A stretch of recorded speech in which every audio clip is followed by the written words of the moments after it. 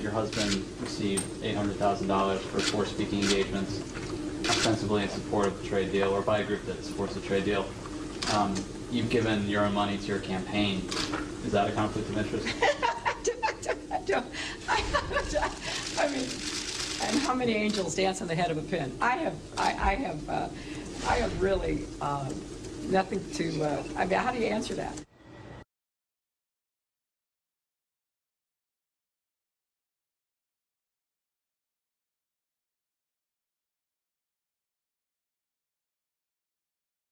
Originally, when the Colombian president came to the United States with the idea for Plan Colombia, it was not primarily a military plan. It was to find alternative crops, it was for economic development. But when it got to the United States, a heavy military stamp was put on it by the Pentagon. So now we have a situation where out of $1.7 billion over the next few years, 80% of it will go for military purposes. Not a single moment was Plan Colombia discussed directly by the Colombian Congress. Major decisions were made by the executive branch and by the U.S. State Department. That was the style of the negotiation. To give a sense of the priorities in the Congress, one of the biggest debates when Plan Colombia was debated on the floor was how many helicopters should be built in Texas at Bell Helicopter Textron, how many would be built in Connecticut at Sikorsky Helicopter.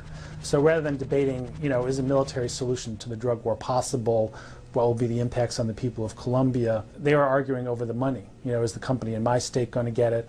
Is the company in Texas going to get it? So it was sort of one of the less dignified moments in the American foreign policy debate. It's not so much an aid program as another way to subsidize the military-industrial complex in the United States.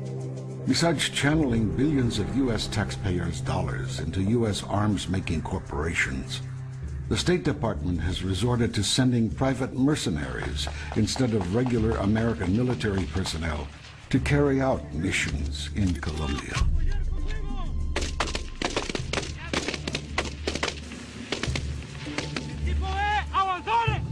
There are not U.S. military personnel engaged in any kind of military operations in the country.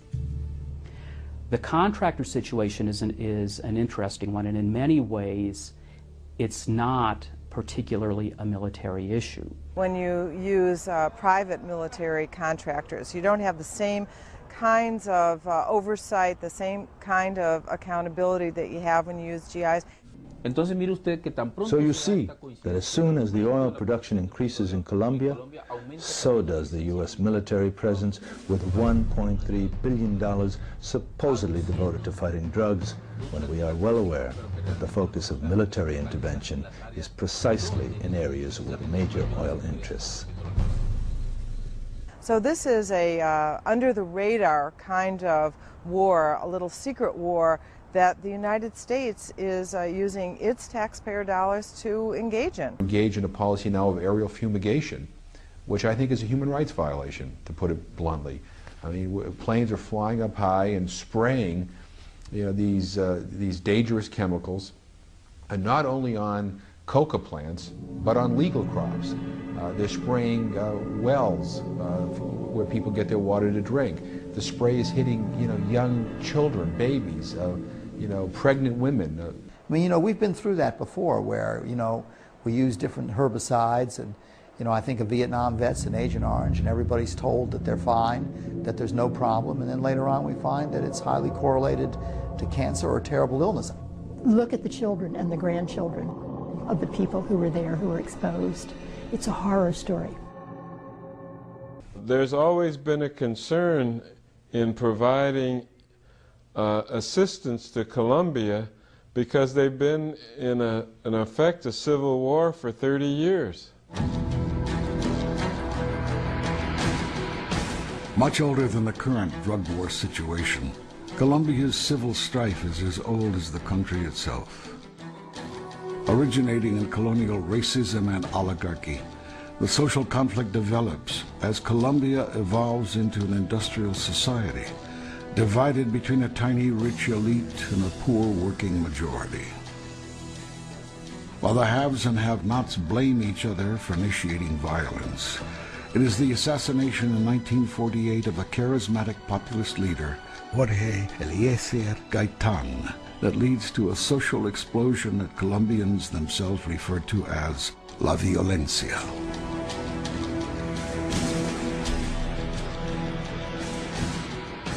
With the backing of a conservative government, anti-leftist landowners and industrialists sent hordes of thugs against rioting students, workers, and peasants, forcing them to the countryside where they formed the first guerrilla movements.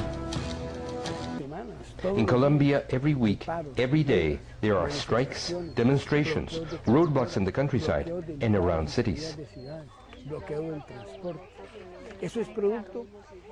This is the result of a crisis, of the anguish felt by 22 million Colombians living in poverty. There are an additional 8 million Colombians who live in absolute poverty, and this gives us a total of 30 million Colombians out of a total of 40 million Colombians. Such a society is bound to generate discontent, political organizing, and social struggle. Eduardo Estrada, a peasant, was also killed by the paramilitary groups.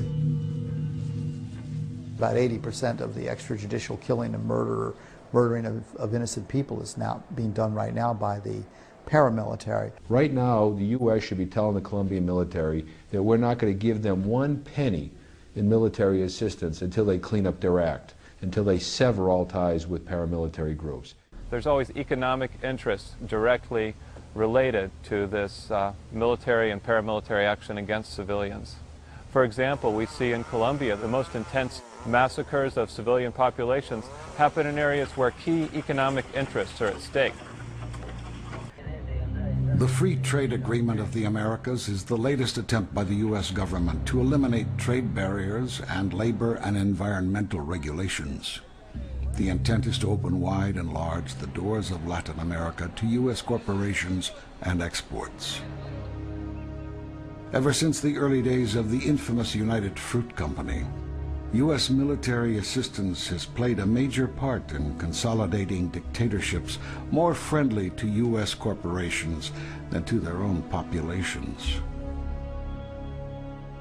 Same pattern appears to be recurring in Colombia, where we are going to be working, at least indirectly through the Colombian military, with the so-called militias, who are directly connected to the major drug traffickers. You have to know that in Colombia, all the violence and the corruption are financed by the drug traffickers. And the traditional, most corrupt political establishment is also financed by drug trafficking. The problem is that we are giving billions of dollars of U.S. assistance to a corrupt Colombian government. While U.S. military assistance under Plan Colombia keeps pouring onto a dubious Colombian government and military, an estimated 400 billion narco dollars in solid cash are still freely moving about the world's largest financial institutions every year, without anybody apparently noticing anything.